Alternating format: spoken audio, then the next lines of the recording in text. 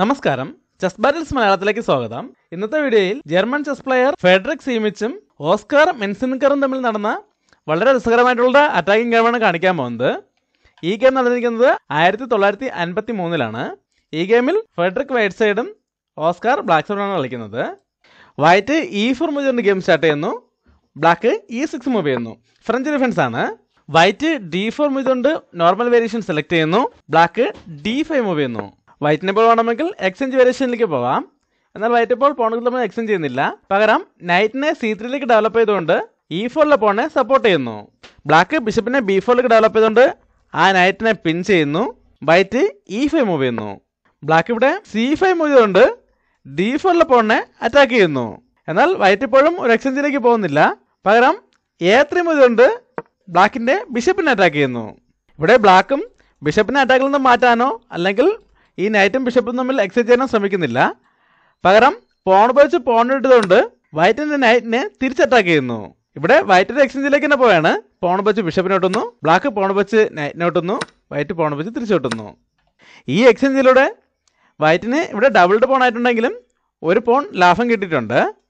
ഈ പോൺ ഇവിടെ ഉള്ളതുകൊണ്ട് ബ്ലാക്കിനിപ്പോൾ നൈറ്റിനെ F6ലേക്ക് ഡെവലപ്പ് ചെയ്യാനും പറ്റില്ല. അതുകൊണ്ട് ബ്ലാക്ക് ആ പോണെ ടാർഗറ്റ് ചെയ്യാണ്. നൈറ്റിനെ C6ലേക്ക് ഡെവലപ്പ് ചെയ്തുകൊണ്ട് E5 പോണിനെ അറ്റാക്ക് ചെയ്യുന്നു. വൈറ്റ് നൈറ്റിനെ F3ലേക്ക് ഡെവലപ്പ് ചെയ്തുകൊണ്ട് ആ പോണിനെ സപ്പോർട്ട് ചെയ്യുന്നു. ബ്ലാക്ക് അടുത്ത നൈറ്റിനെ E7ലേക്ക് ഡെവലപ്പ് ചെയ്യുന്നു. ഇവിടെ ഇപ്പോൾ പോൺ ഉപയോഗിച്ച് നൈറ്റിനെ അറ്റാക്ക് ചെയ്തുകൊണ്ട് ആ നൈറ്റിനെ അവിടെ നിന്ന് ഒഴിവാക്കുന്നതായിരുന്നു വൈറ്റിൻ്റെ മെയിൻ മൂവ്. എന്നാൽ വൈറ്റ് ഇപ്പോൾ നൈറ്റിനെ അറ്റാക്ക് ചെയ്യുന്നില്ല. പകരം ബിഷപ്പിനെ D3ലേക്ക് ഡെവലപ്പ് ചെയ്തുകൊണ്ട് ഈ ഡയഗണലിലേക്ക് ഒരു കൺട്രോൾ കൊണ്ടുവരുന്നു. ബ്ലാക്ക് ആ ചലഞ്ച് അക്സെപ്റ്റ് ചെയ്യാണ്. നൈറ്റിനെ G6ലേക്ക് മൂവ് ചെയ്തുകൊണ്ട് E5 പോണിനെതിരെ ഒരറ്റാക്ക് കൂടെ കൊണ്ടുവരുന്നു.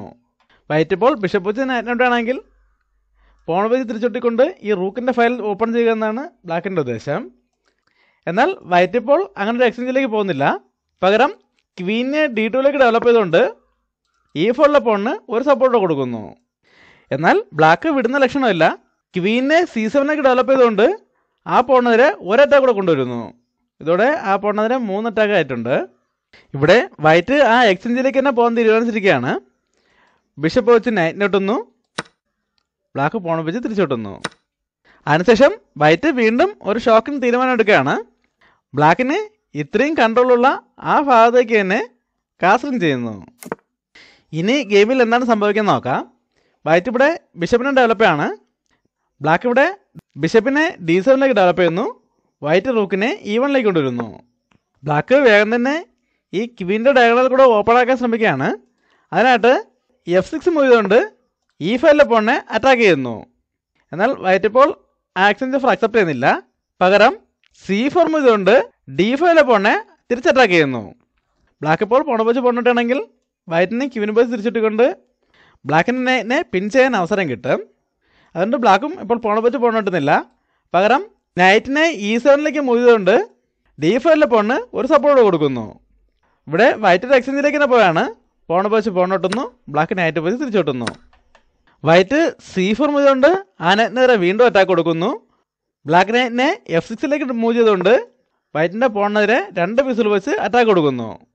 എന്നാൽ വൈറ്റ് ഇപ്പോൾ ആ പോണിനെ വീണ്ടും മുന്നോട്ട് കൊണ്ടുപോയി ആ നൈറ്റിനെതിരെ വീണ്ടും അറ്റാക്ക് കൊടുക്കാൻ ശ്രമിക്കുന്നില്ല.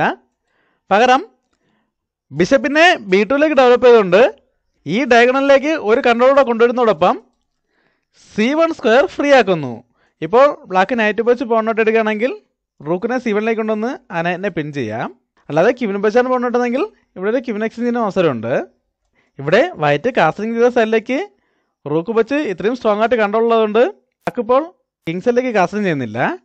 എന്നാൽ അതേ കൺട്രോൾ തന്നെ ഇവിടെ ഉള്ളത് കാരണം ക്വീൻ സൈഡിലേക്കും കാസ്റ്റിംഗ് ചെയ്യുന്നില്ല. എന്നാൽ ഈ റൂക്കുകളെ കണക്ട് ചെയ്യുകയും വേണം. അതിനായിട്ട് കിങ്ങിനെ മൂവ് ചെയ്യാൻ തീരുമാനിച്ചിരിക്കുകയാണ്. കിങ്ങിനെ F6ലേക്ക് മൂവ് ചെയ്തുകൊണ്ട് റൂക്കുകളെ കണക്ട് ചെയ്യുന്നു. ബ്ലാക്കിനെ ക്വീൻ സൈഡിലേക്ക് കാസ്റ്റിംഗ് ചെയ്യില്ല എന്ന് മനസ്സിലാക്കിക്കൊണ്ട് വൈറ്റ് A5 റൂക്കിനെ കൂടെ സെൻറ്ററിലേക്ക് കൊണ്ടുവരാണ്. റൂക്കിനെ D1ലേക്ക് കൊണ്ടുവരുന്നു. ബ്ലാക്കും റൂക്കിനെ E8ലേക്ക് കൊണ്ടുവരുന്നു. വൈറ്റ് B5 മൂവ് ചെയ്തുകൊണ്ട് ഈ ബിഷപ്പിൻ്റെ ഡയഗണൽ ക്ലോസ് ചെയ്യുന്നു. ഇവിടെ ബ്ലാക്ക് ഒരു റൂക്ക് എക്സ്ചേഞ്ചിലൂടെ ഈ D5 കൺട്രോൾ നേടിയെടുക്കാൻ ശ്രമിക്കുകയാണ്.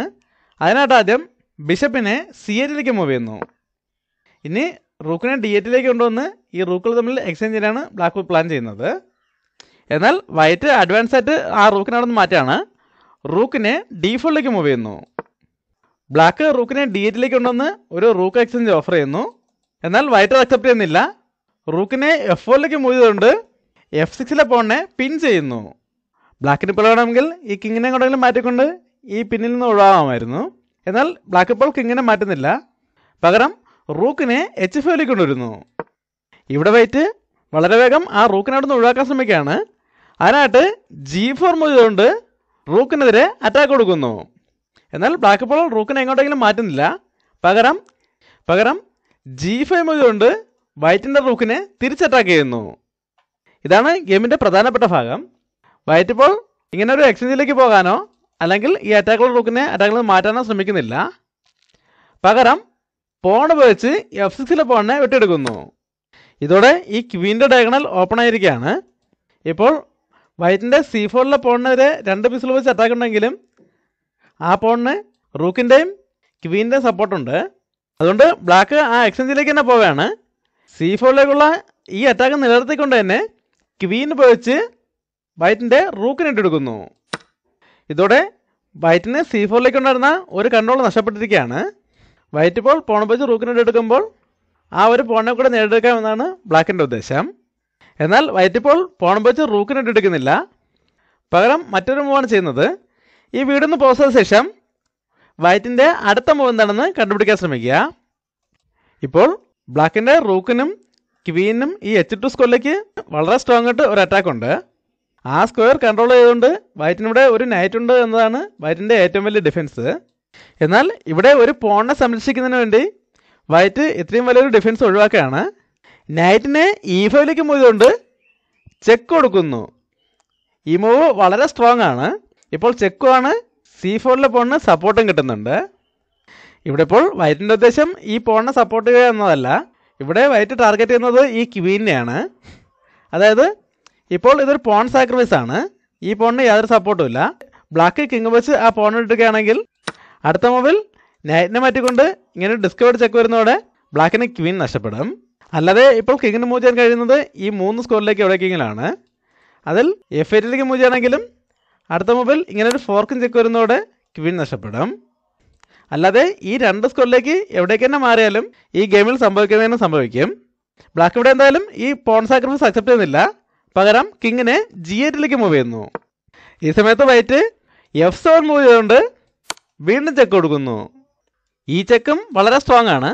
ഇപ്പോൾ കിങ്ങിന് മൂവ് ചെയ്യാൻ 3 സ്ക്വയറുകളേ ഉള്ളൂ. H8ലേക്ക് മൂവ് ചെയ്യുകയാണെങ്കിൽ അപ്പോഴും ഇങ്ങനെ ഫോർക്കും ചെക്ക് വരും.